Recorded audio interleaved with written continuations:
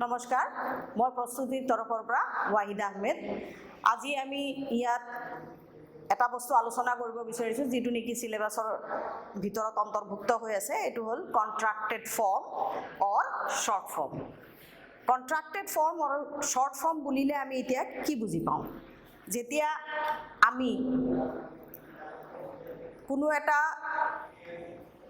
Helping ভাৰ্বক আমি যেতিয়া short কৰি লিখোঁ, তেতিয়াই তাক কোৱা হয় শ্বৰ্ট ফৰ্ম বা কণ্ট্ৰাক্টেড ফৰ্ম, যিটো নেকি পৰৱৰ্তী সময়ত আমাক দৰকাৰ হ'ব। টেগ কুৱেশ্যন যেতিয়া আমি কৰিম, তেতিয়া আমাক এই কণ্ট্ৰাক্টেড ফৰ্ম বা শ্বৰ্ট ফৰ্মৰ খুবেই প্ৰয়োজন হ'ব। গতিকে আমি প্ৰথমতে ইয়াত কণ্ট্ৰাক্টেড ফৰ্মনো কেনেকৈ ফৰ্ম কৰা যায় তাৰ বিষয়ে আমি যদি শিকি লওঁ, বুজি লওঁ, তেনেহ'লে মই ভাবোঁ আমাৰ ছাত্ৰ ছাত্ৰীসকলৰ বহুত উপকাৰ হ'ব। এতিয়া কথাটো হ'ল যে মই যদি এনেকৈ লিখোঁ আই এম, এইটোক আমি কণ্ট্ৰাক্টেড ফৰ্মত আমি এনেকৈ লিখিব পাৰোঁ আই, ইয়াত এটা কমা আৰু এম। ইয়াকে যদি আমি নিগেটিভ কৰোঁ, তেনেহ'লে আমি ইয়াক দুই ধৰণে লিখিব পাৰোঁ, যেনেকৈ আই এম নট, অথবা এইটোক আমি লিখিব পাৰোঁ I am not. কথাটো হ'ল আমি দুইটাতে আমি কণ্ট্ৰাক্টেড ফৰ্ম ইউজ কৰিব নোৱাৰোঁ। আমি যদি এমৰ ঠাইত যদি কণ্ট্ৰাক্টেড ফৰ্ম ইউজ কৰিছোঁ, তেনেহ'লে আমি নটটোক আমি দীঘলীয়াকৈ লিখিব লাগিব, আৰু যদি আমি এমটোক দীঘলীয়াকৈ লিখিছোঁ, তেনেহ'লে আমি নটটোক কণ্ট্ৰাক্টেড ফৰ্মত লিখিব পাৰিম। ঠিক তেনেকৈ ইয়াত আছে, আমি পাইছোঁ হি ইজ, she is আৰু it is। এইবিলাকক আমি লিখিব পাৰোঁ কণ্ট্ৰাক্টেড ফৰ্ম হিচাপে। আমি লিখিব পাৰোঁ he, s, she, s আৰু it, s। ইয়াক যদি আমি নিগেটিভ বনাওঁ, তেনেহ'লে সেই একেই প্ৰক্ৰিয়াৰে আমি বনাব পাৰিম। যেতিয়া he is not, she is not আৰু it is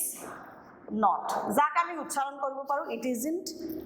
she isn't, he isn't। এইদৰে আমি ইহঁতক কণ্ট্ৰাক্টেড ফৰ্মত লিখিব পাৰোঁ। পৰৱৰ্তী সময়ত আকৌ আহিব যেনেকৈ you are, we are আৰু you are, we are আৰু they are। যেনেকৈ you are, ইয়াক আমি কণ্ট্ৰাক্টেড ফৰ্মত লিখিব পাৰোঁ you are। তাক নিগেটিভত নিলে আমি লিখিব পাৰোঁ you are aren't। ঠিক তেনেকৈ we are, ইয়াক শ্বৰ্ট ফৰ্মত আমি লিখিব পাৰোঁ we are, আৰু তাক নিগেটিভ ফৰ্মত আমি লিখিবলৈ হ'লে এনেকৈ লিখিব লাগিব we are aren't। ঠিক তেনেকৈ they are, ইয়াক আমি লিখিব পাৰোঁ they are, আৰু নিগেটিভ কৰিলে আমি তাক লিখিব পাৰোঁ they aren't। ইয়াৰ পিছত আমি যদি আৰু অলপ আগবাঢ়োঁ, তেনেহ'লে আমি চাব লাগিব যে I was, ইয়াৰ কিন্তু কোনো ধৰণৰ কোনো কণ্ট্ৰাক্টেড ফৰ্ম নাই। কিন্তু তাক যদি আমি নিগেটিভ কৰোঁ, তেনেহ'লে আমি লিখিব পাৰিম I was, wasn't। ঠিক তেনেকৈ we were, ইয়াৰো কোনো ধৰণৰ কোনো আমি কণ্ট্ৰাক্টেড ফৰ্ম নাই বুলি জানো, কিন্তু তাক নিগেটিভ কৰিবলৈ হ'লে আমি লিখিব পাৰিম they weren't বুলি আমি লিখিব পাৰোঁ। তো এইখিনি হ'ল আমি লক্ষ্য কৰিলে দেখা পোৱা যায় যে আমি এম, ইজ, আৰ, ৱাজ, ৱেৰলৈকে আহিছোঁ। তাৰপিছত যদি আমি চাওঁ, তেনেহ'লে আছে কি যেনেকৈ হেভ, হেজ ইত্যাদিৰো ব্যৱহাৰ আমি কৰিব পাৰিম কেনেকৈ দেখাই দিছোঁ মই ছাত্ৰ ছাত্ৰীসকলক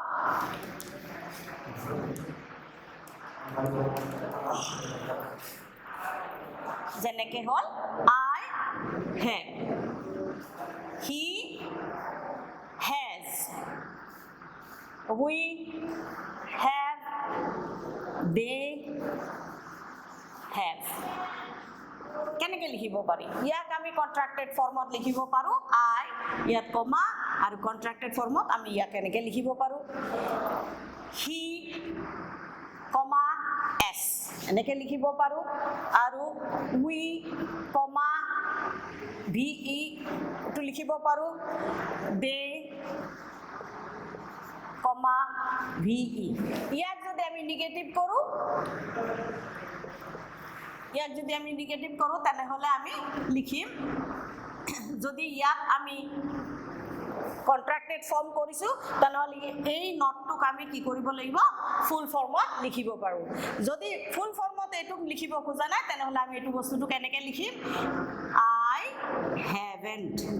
তাৰমানে কোনো কথাতেই ছাত্ৰ ছাত্ৰীসকলে কোনো কথাতেই দুইটাতে আমি কন্ট্ৰাক্টেড ফৰ্ম ব্যৱহাৰ কৰিব নোৱাৰোঁ যিকোনো এটাতহে আমি কৰিব পাৰিম ইয়াত দেখা যায় he has এইটোক আমি লিখিব পাৰোঁ he hasn't we haven't আৰু they haven't ঠিক আছে গতিকে এইখিনিলৈকে কোৱাৰ পিছত মই এটা কথা ইয়াত উনুকিয়াব বিচাৰোঁ যে যেতিয়া এটা সেন্টেন্সত আমি have has ইত্যাদিবিলাক যেতিয়া পাম তেতিয়া তাৰ পিছে আমি চাব লাগিব যে তাৰ পিছৰ যিটো ভাৰ্বটো সেই ভাৰ্বটো তাৰমানে সদায় past participle হ'ব লাগিব যেনে we have done we have gone তাৰপিছত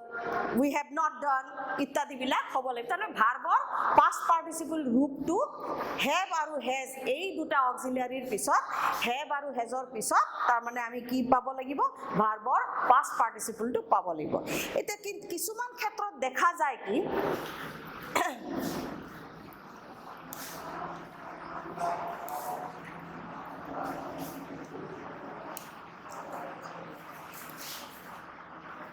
কিছুমান ক্ষেত্ৰত দেখা যায় যে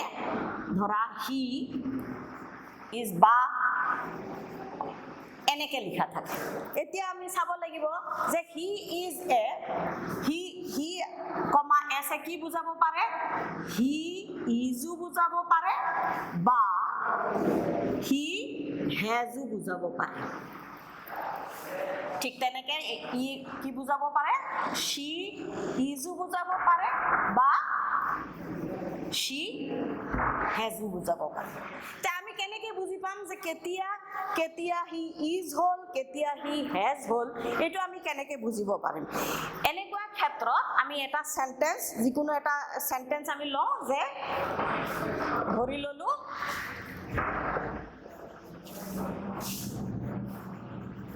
he has gone এইটো ক্ষেত্ৰত আমি চাব লাগিব যে এই অক্সিলাৰীটো এই হেল্পিং ভাৰ্বটোৰ পিছে কি আছে মেইন ভাৰ্ব আছে past participle যেতিয়া past participle থাকিব ভাৰ্বৰ ৰূপটো আমি প্ৰথমতে লক্ষ্য কৰিব লাগিব যদি আমি ভাৰ্বৰ ৰূপটো দেখা পাওঁ যে past participle তেনেহ'লে আমি জানিম এইটো কি হ'ব এইটো has আৰু যেতিয়া দেখা পাম ইয়াত past participle নাই তেতিয়া আমি বুজি পাম যে এইটোৱে is বুজাইছে যেনেকৈ এইটো যদি এনেকৈ থাকে he is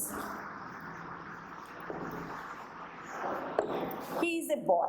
ইয়াত আমি বুজি পাব লাগিব যে ইয়াত কোনো ভাৰ্ব ইয়াত এক নম্বৰ কথা ভাৰ্ব নাই দুই নম্বৰ কথা ইয়াত ভাৰ্ব যেতিয়া নাই ভাৰ্বৰ past participle নাই গতিকে আমি এইটোক বুজি ল'ব লাগিব is বুলি গতিকে এই দুটা বস্তুৱে কেতিয়াবা ছাত্ৰ ছাত্ৰীক বৰ বিপাঙত পেলায় যে আমি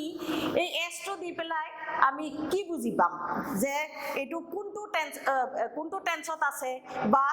ইয়াৰ পিছে পিছে এইটো হেজ হ'ব নে ইজ হ'ব, এইটো এটা বিৰাট বিপাঙত পেলোৱা কথা। গতিকে আমি বুজি পালো যে এই যেতিয়া এইটো হেজ হ'বলগীয়া থাকিব, এইটোৰো যেতিয়া হেজ হ'বলগীয়া থাকিব,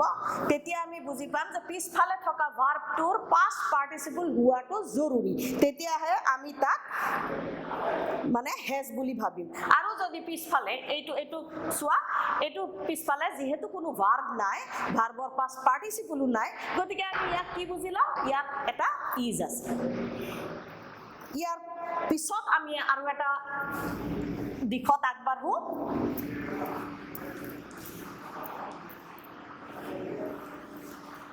সেইটো হ'ল এতিয়া এফাৰ্মেটিভত কি হয়, আই হওক, উই হওক, ইউ হওক, তাৰপিছত দে হওক,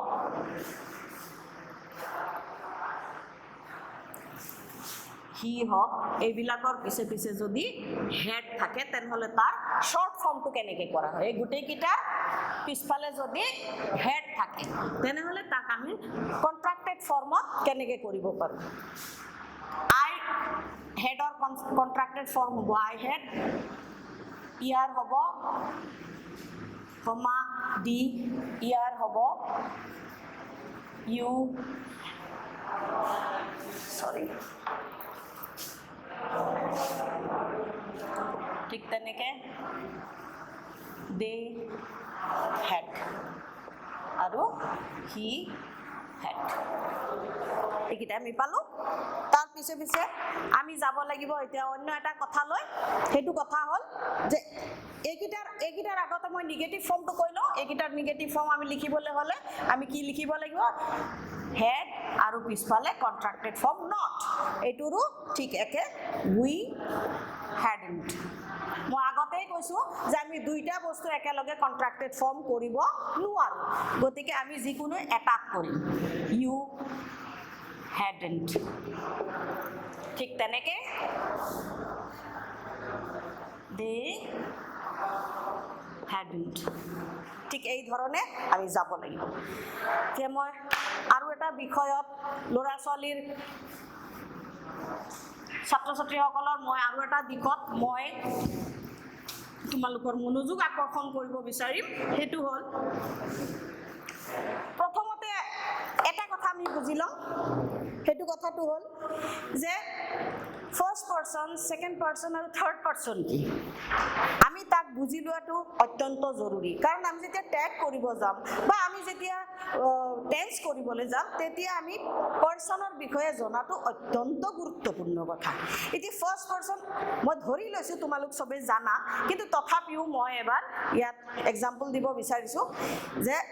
ফাৰ্ষ্ট পাৰ্চন কি। ফাৰ্ষ্ট পাৰ্চন যিজনে কথা কৈ আছে, যিজন বক্তা, তেওঁৱেই হ'ল ফাৰ্ষ্ট পাৰ্চন। এতিয়া বক্তাজন এজন হ'ব পাৰে বা বক্তাজন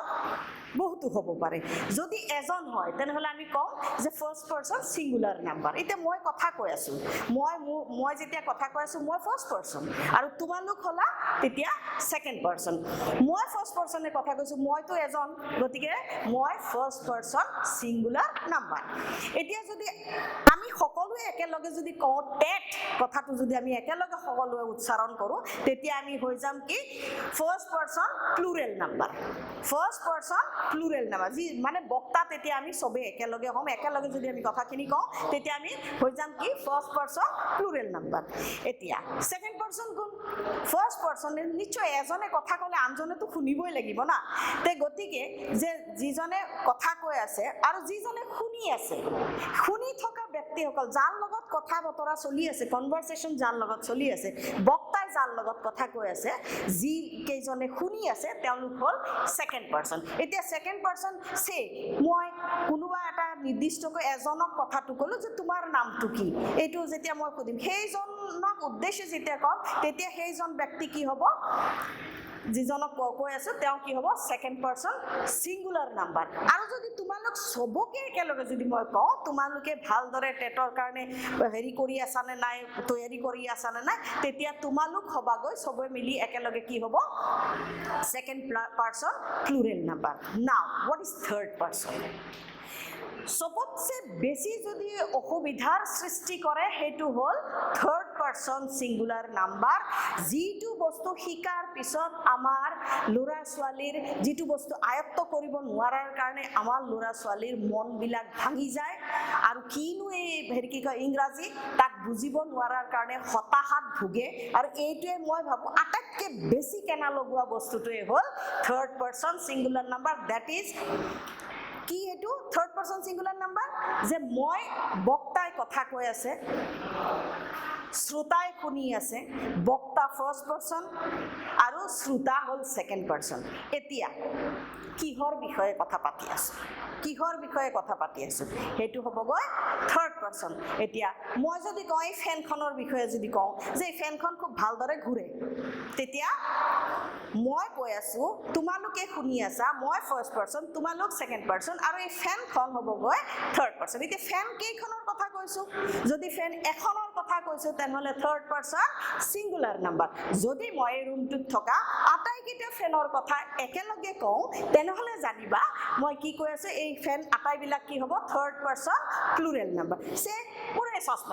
চশমাটো বহুত পুৰণা হৈ গৈছে মই যদি এইটো কওঁ তেনেহলে মই কৈ আছো তোমালোকে শুনি আছা আৰু এই চশমাটোৰ বিষয়ে কৈ আছো তেনেহলে এই চশমাটো কি হ'ব থাৰ্ড পাৰসন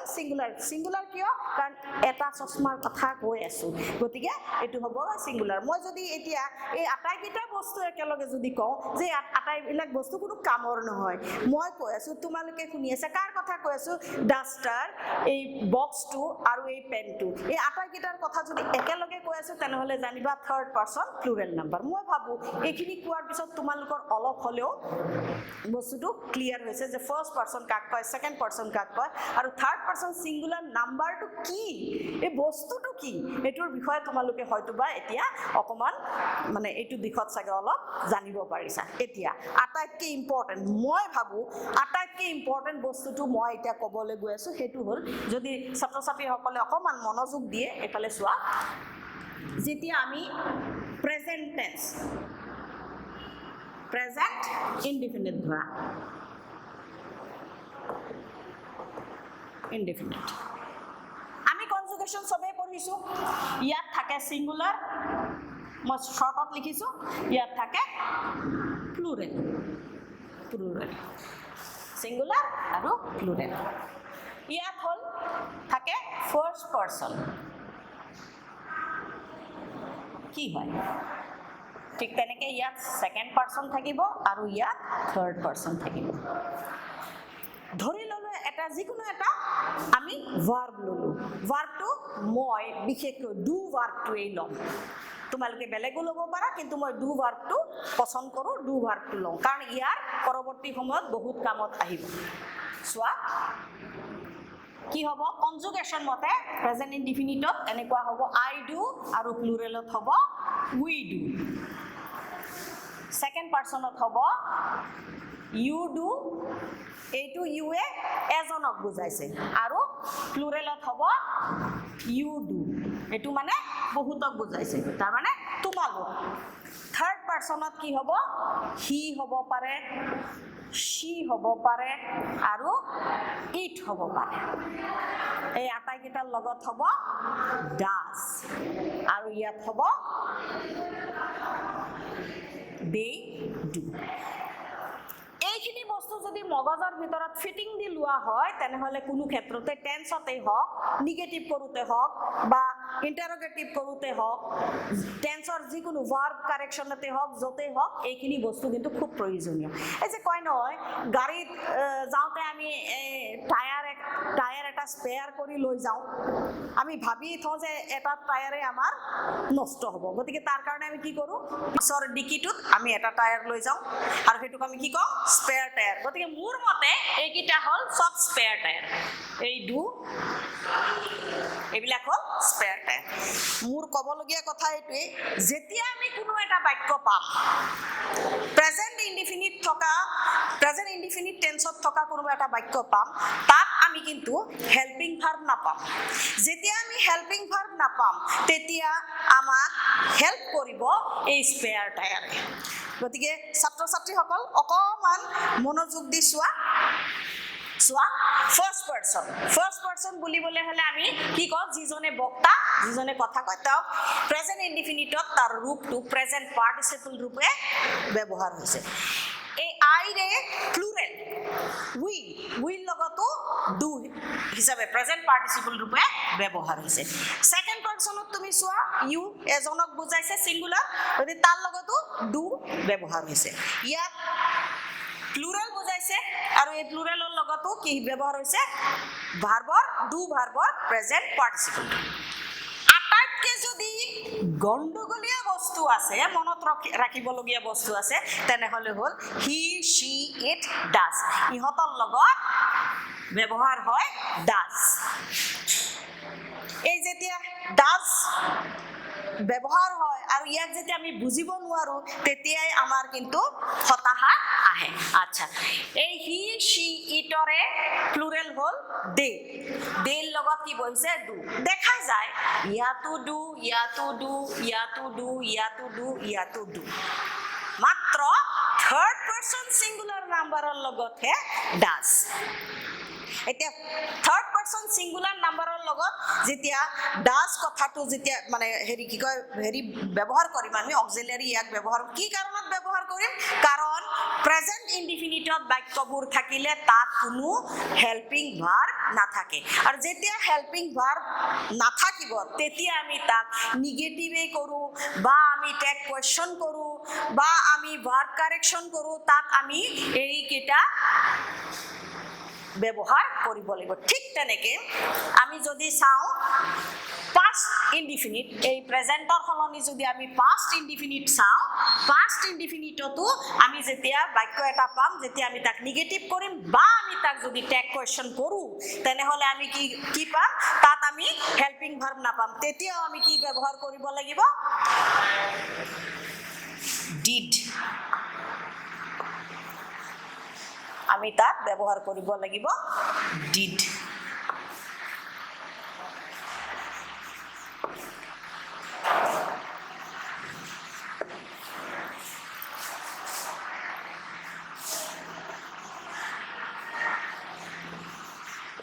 এতিয়া ছাত্ৰ ছাত্ৰীসকল মন কৰি চোৱা, পাষ্ট ইনডিফিনিটত কিন্তু এই থাৰ্ড পাৰ্চন ছিংগুলাৰ নাম্বাৰত সেই ঘটনাটো ঘটা নাই।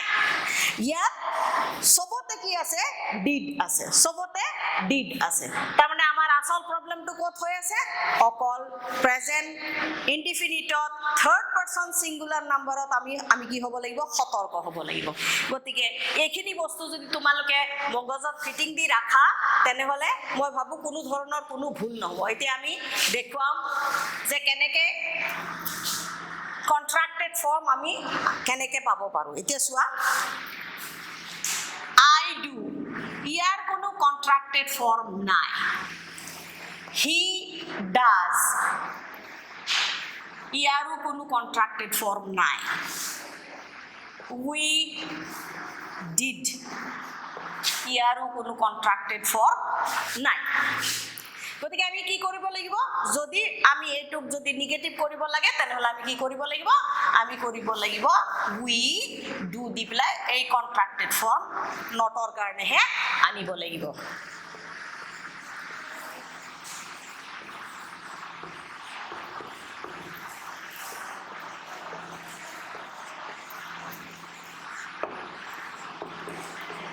ঠিক এনেধৰণে আমি কৰিব লাগিব। ঠিক আছে, এতিয়া আমি পৰৱৰ্তী যদি পৰৱৰ্তী কথাখিনিত যদি আমি যাওঁ, তেনেহ'লে আমাৰ তাত কিছুমান মডেলছ আছে, মডেলছ বুলি কয়। সেইকেইটা হ'ল কি, can, could, may, might, shall, should, will, would, must, dare, need ইত্যাদি ইত্যাদি। মই এইকেইটা দেখাই দি আছো। Can, could, may,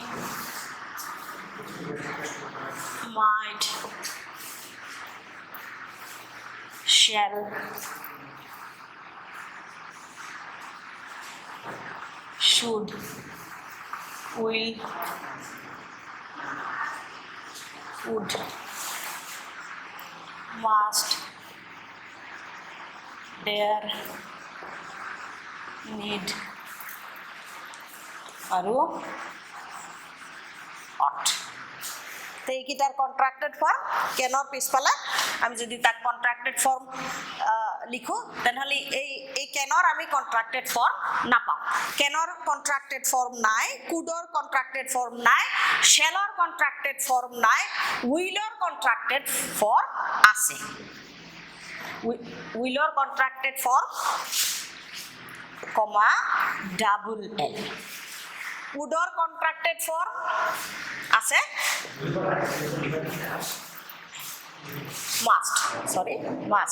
master contracted form নাই ডেয়াৰৰ নাই নিডৰ নাই গতিকে এই শুডৰ আছে শুডৰ হ'ল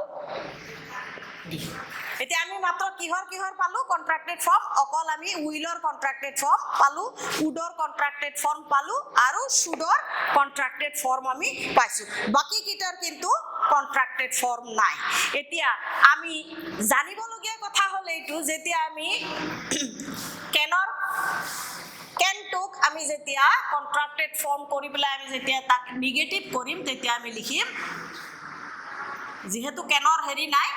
কন্ট্ৰাক্টেড ফৰ্ম নাই গতিকে এইটো পিছফালে লগাব আমি কেনট কুডৰ পিছফালেও আমি নটটোক কন্ট্ৰাক্টেড ফৰ্মত লিখিম মেৰ পিছফালেও লিখিম মাইটৰ পিছফালেও লিখিম শ্বেলৰ পিছফালেও আমি কি এই শ্বেলত যেতিয়া আমি নিগেটিভ বনাম তেতিয়া আমি লিখিব লাগিব শ্যান্ট এইখিনিলৈকে থাকিব আৰু তাৰ পিছফালে এন টিটো আমি লগাম এইটো হ'ল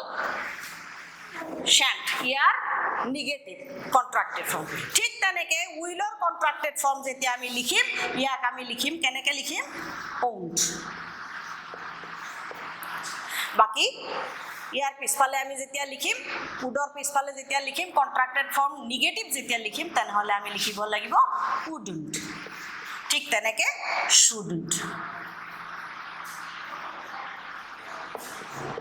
এই হিসাবে আমি লিখিব লাগিব বাকি মাস্ট ডেয়ার নিড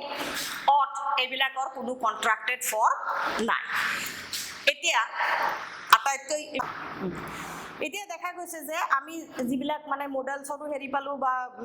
হেল্পিং ভাৰ্বটো আমি যিবিলাক পালো কন্ট্ৰাক্টেড ফৰ্ম বিলাকৰ অন্তত দেখা গৈছে যে ইম্পৰ্টেন্ট কথা হ'ল এইটো যে had should আৰু would এই আটাইকেইটাৰে কন্ট্ৰাক্টেড ফৰ্ম কিন্তু এনেকে লিখা হয় এতিয়া আমাৰ জানিবলগীয়া কথা হ'ল যে কেতিয়া হেড হ'ব আৰু কেতিয়া শুড বা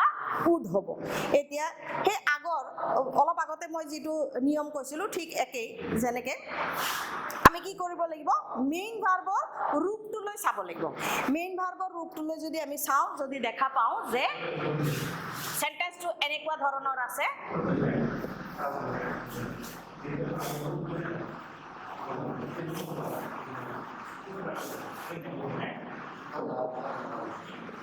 যদি এইটো সেন্টেন্স আছে এইটো সেন্টেন্সত হে আগৰ দৰে আমি কি চাব লাগিব এইটুক আমি জানিবৰ কাৰণে যে এইটো হেড হয় নে শুড হয় নে উড হয় তাক জানিবৰ কাৰণে আমি চাব লাগিব মেইন ভাৰ্বৰ ৰূপটো কি আছে এতিয়া মেইন ভাৰ্বটো হ'ল ডান হৈ আছে তাৰ মানে ডু ভাৰ্বৰ পাস্ট পাৰ্টিসিপল যেতিয়া আমি দেখা পাম যে মেইন ভাৰ্বৰ পাস্ট পাৰ্টিসিপল হিচাপে ব্যৱহাৰ হৈছে তেতিয়া আমি জানি লম যে এই এপস্ট্ৰফি ডি টোৱে কি বুজাইছে হেড বুজাইছে তাৰ মানে আই হেড ডান ঠিক তেনেকে যদি এইটো এনেকে থাকে